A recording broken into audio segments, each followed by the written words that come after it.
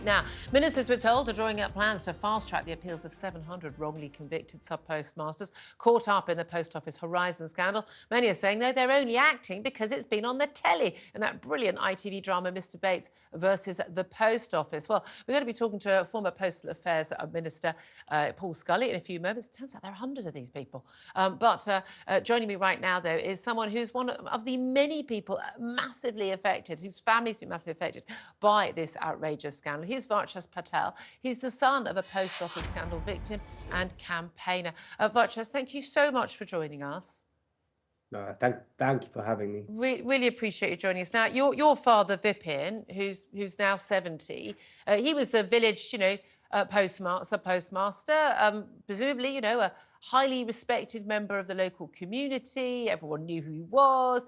You can't get the job as a postmaster unless you've been, CRB'd, criminal checked. You have to be someone of high standing, morality and integrity. We know this, which is why you think the Post Office might have questioned when all these people started thieving, apparently, wouldn't you? But he was charged with stealing £75,000 from the Post Office, convicted of fraud, a suspended prison sentence of 18 weeks handed to him in 2011. Tell us how that affected him, your mum, and the rest of the family.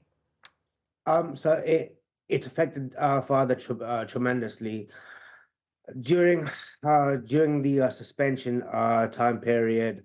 There was anarchy in the village. Shall we say, rumours started to spread. A number of people started to become very horrible towards my father, from racism to the death threats.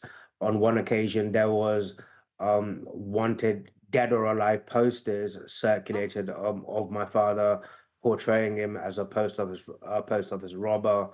There was a 4-foot cross they built, a bit taller than my father, with my father's name on it, to say "Rest in peace, Vipin." They were having parish council meetings at the material time to block our business driveway and to also block our private driveway. Essentially, the locals wanted to run my father out Sounds of the village. sounds like a campaign of hate against him. So basically, people believed him.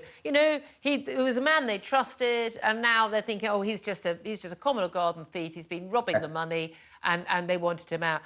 The impact of that on a family would be huge, even if he were guilty. He was not guilty. He was a victim of this horrific Fujitsu run Horizon computer and of the, frankly, vindictiveness we've seen from the Post Office. So what impact did that have on him? On him, his physical health is shattered. As you can see from the pictures, he's disabled. He walks with crutches. He's got a heart condition, amongst other health conditions as well. His health will never ever improve now. It's only going to get worse. He was bedridden for a number of months, and on one occasion he was so numb he couldn't even get out of bed. He was that numb. Because the thing is, it is devastating to be accused of something like this and have other people believe it, and you can't prove your innocence. I think a lot of people really didn't realise that the human impact until they did see this drama on ITV, which I think it really did. It really did sort of explain it. I mean, one of the scenes where a sub-postmistress, where she, stabs herself. These were real things that happened. 4 people we know did actually take their own lives. And probably think, well, why would you take your own life over something like that? Because your whole life has been destroyed. People lost their home, their businesses, their homes, their livelihoods. Marriages broke up. My father contemplated suicide on 2 occasions, unfortunately, and he only told me after his conviction was quashed. And it was even hard for him to even confess that to me. What did that make you feel like? Horrible. I literally wanted to shed tears. My father didn't even show me the picture of the cross they put out on the village green for 13 years, until last year, which said "Rest in peace, Vipin," because he knew how upset and angry I would get. He kept all this from me because one, he didn't want me to worry, and two, become emotional or angry.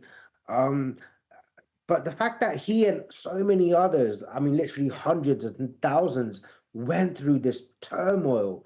In the one hand, they're getting it in the neck from the post office. On the other, they're in a lot of cases that I've heard, locals were up in arms. Yeah. I mean, Families were. that's inexcusable. I mean, that's just vindictive, nasty behaviour from those people. But again, the post office could have stopped that from happening by not bringing these cases in the first place. Actually, No, carry on. Actually, sorry, can I just add one point? And this is very crucial, and this is also evidence-based.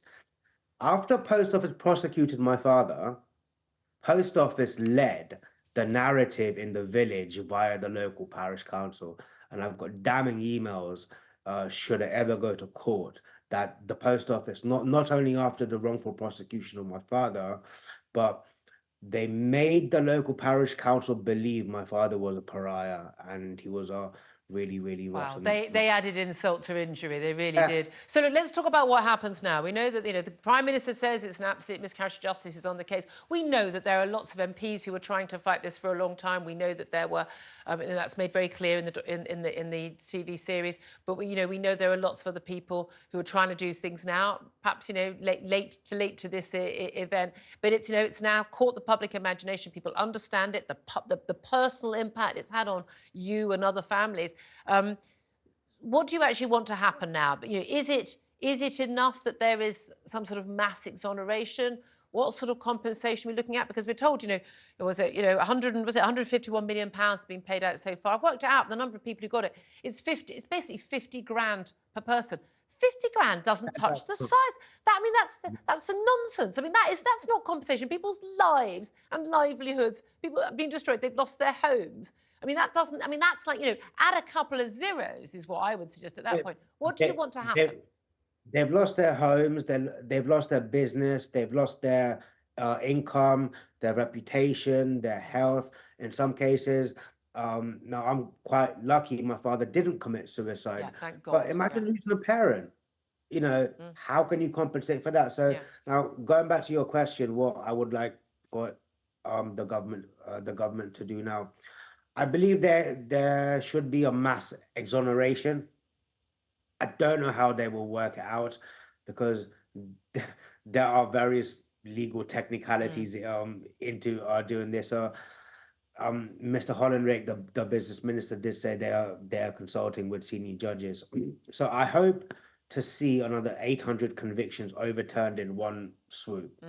But when it comes to compensation, and this is equally important, £50,000 per person or £163,000 as an interim for the overturned convictions group, which my father is in.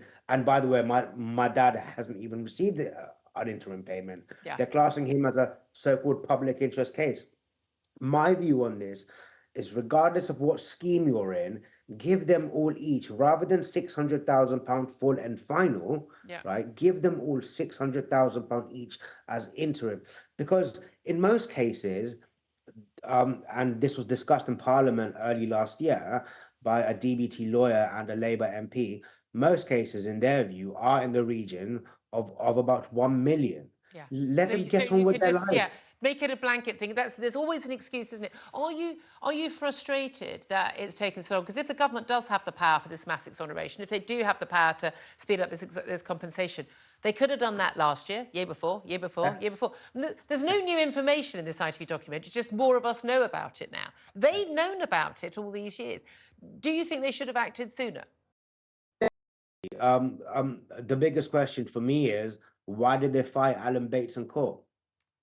Why was our post office funded to fight Mr. Bates in court? Because if we had lost, and my father was part of the 555, if we had lost, the public at mass would not know about this. This would just be swept underneath the carpet. It's disgusting.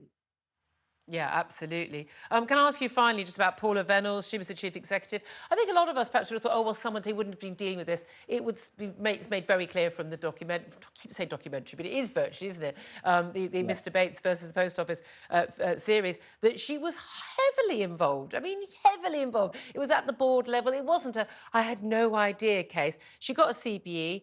She was chief executive from 2012 to 2019, at the height of when this was all coming to light. Should she be stripped of her CBE? Should she hand it back herself? Definitely. And if I can, well, I think she should hand it back herself. If not, I'm very hopeful it will be taken from her. Um, but it's not just Paula Venables. No, There exactly. are others involved, such as internal post office lawyers. I watch the inquiry every time it's on. Two of my father's investigators, one of my father's investigators, I now have evidence. He was uh, telling other postmasters, you are the only one. So They all did if that, this yeah. investigator told my father, Mr. Patel, you are the only one, and the same Yeah. investigator told another person, he or she should be Yeah. in the firing line too. And another investigator of my dad, that investigator, the name keeps popping up at the in Yeah, the exactly. inquiry. I mean, we can't just focus on one person. I completely agree with you on Yes, that. Varchas, thank you so much for talking to us. It's just appalling what happened to your family, and I'm so sorry. Do send our best to your father, Vipin, and the rest of your family. And I hope we'll speak to you again. And I hope it will be in happier circumstances. And I me hope that too. happens very soon. Varchas, thank you. Thank Before we talk to the former Postal Affairs Minister, a quick word from you, Tom Slater, who's joining us all this morning in the studio. I mean, there's no excuse for the behaviour of people in the local village, but just the, erecting a cross and the rumours of wanted dead or alive posted, death threats because of this. And, this is all on the post office. It is. It's all on them completely. And I think because why wouldn't people think that something terrible has gone wrong? This is something that they're supposedly banged to rights in. In this case, they've actually been prosecuted. This is not just the case that the post office was making open kind of accusations that a case was ongoing. People were dragged through the courts. They were convicted of these things. In this gentleman's case, he later had that quashed. But nevertheless, that's, as you say, there's no justification for the kind of vindictive mob-like behaviour that seems to be going on in that particular village, but it happens in a context of them actually supposedly being banged to rights. And it's interesting, as Varchas said, actually, the post office, they were actually telling the local council, oh, this guy is definitely, he's a wrong 'un,